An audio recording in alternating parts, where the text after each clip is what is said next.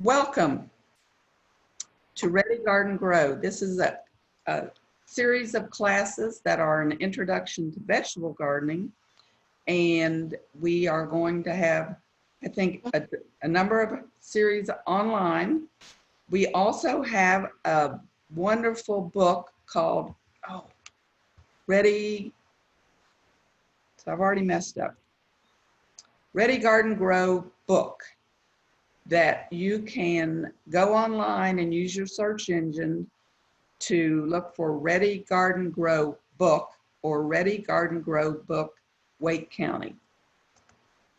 And the information that we're providing today comes from the Wake County Master Gardener Volunteers. We work with NC State to provide gardeners with a lot of unbiased research-based information on gardens, lawns, and other things, but we're going to be talking about vegetable gardens. And we would love to have you follow us on Facebook, the Master Gardeners of Wake County. And then while you're watching these presentations and going through this class, if you have any questions, please call the Master Gardener hotline. There's somebody in our office Monday through Friday, 9 to 12 and 1 to 4. If you have questions outside of those hours, please email us at mgardner@wakegov.com. And finally, we have an office on Carrier Drive off of Pool Road where you can come if you need information face-to-face. So like I said, there is a series of vegetable gardening classes. This is the first one called Planning Your Garden. We're going to carry you through planning to planting to harvesting, talking about the various problems that you might have. And I think you will get a lot of information out of these classes. They're going to be focused on intensive planting techniques because most people now have small lots and can't do a lot of in-ground vegetable gardening. We're going to get started, and in this class you're going to learn how to select a site for your vegetable garden.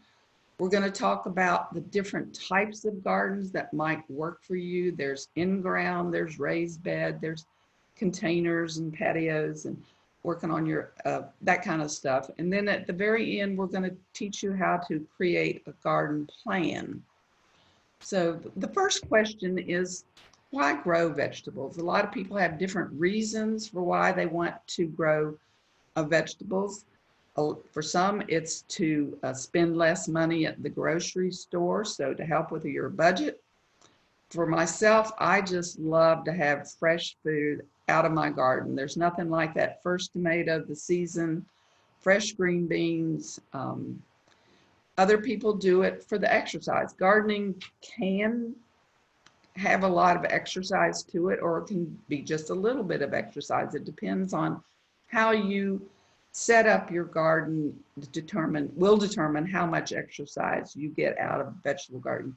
And then again, a lot of people just love to provide fresh food for their family and for others. And it's a pleasure working in a garden with other people. So you can get your family to come out, get your kids to come out, get your neighbors even to come and do a mini community garden. And before you start, sit down and actually think about what are your goals in setting up a vegetable garden. And this is the most important thing. What are your site realities?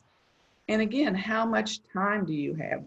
We encourage beginning gardeners to start small. We don't want you to start with a big garden and get discouraged because it gets overwhelming. So start small, and if it works out for you, then you can expand your garden. So to select a garden site, the sunlight is the most important key. You need at least 6 hours of sunlight. 8 to 10 hours is better.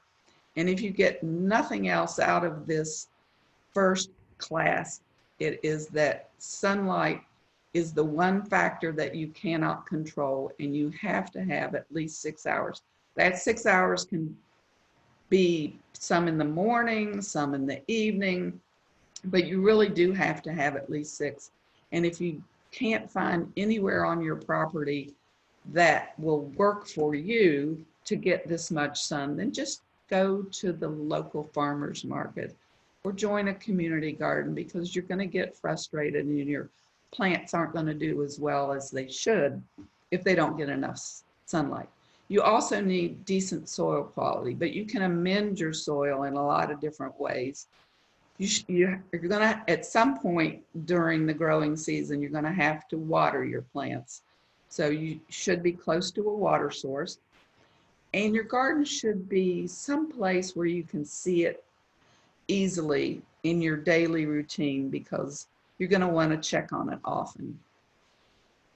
And that the way that you can determine how much sunlight you have is to create a sun map.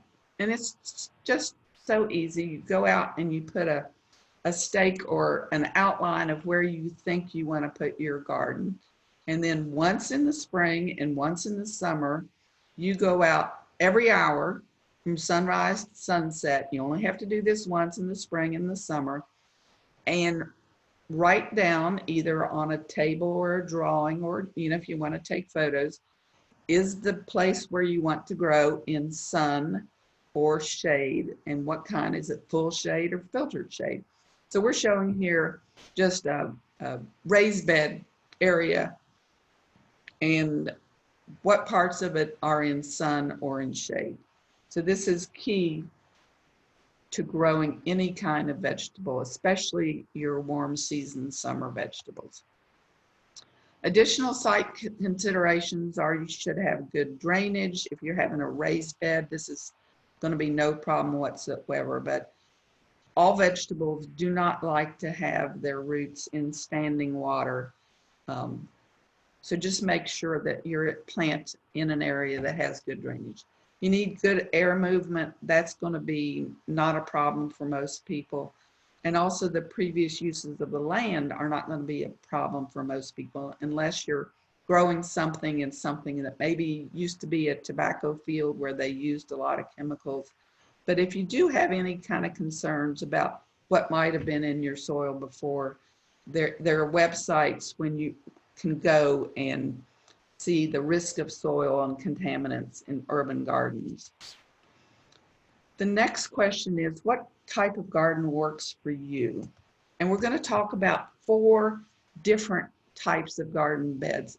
And you don't have to do just one. You can combine these. You can do what works best for you. So an in-ground bed is basically what it sounds like. It's you plant your vegetables in the ground. A raised bed is what it sounds like. You can create raised beds out of all kinds of different materials, and some of the later classes will give a lot of details on how to create a raised bed. If you have live in a townhome or an apartment and you can only grow things in containers on your deck or your porch, we'll have a class on how to do that. And then the latest thing in vegetable gardening is called edible landscaping. And there's a woman who lives in Fuquay-Varina who's written a wonderful book called The Foodscape Revolution, Finding a Better Way to Make Space for Food and Beauty in Your Garden. And that is basically, if you already have an established flower garden or something like that, you plant herbs around the outside, you stick some kale in somewhere, you plant your tomatoes so that your hydrangea is used as a stake for that plant. You mix your vegetables into your present landscape. So I'm going to talk a little bit about the pros and cons. The in-ground beds are low cost because all you have to do is plant and maybe amend your soil.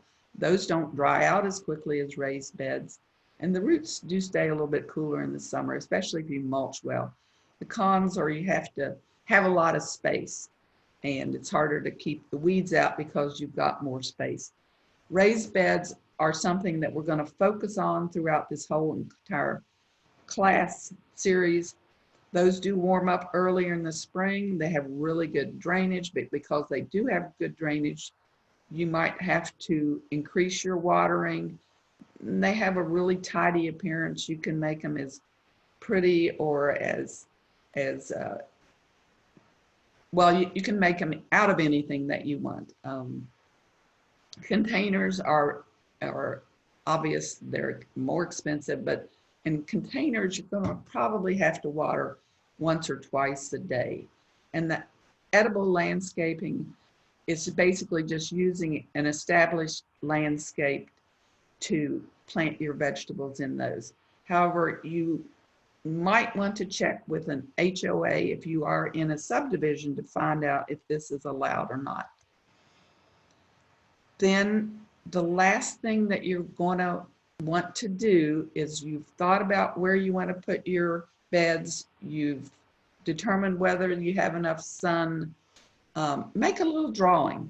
Include where your house is, where the shade is, where your water source is, how far away from the beds, how big you want your beds, where is north so that you'll know where the sun is coming from and going to. And once you've got this drawn out, decide if that really is going to work for you. Or do you not want to pull a hose for 20 feet? And then maybe you could do something a little bit different.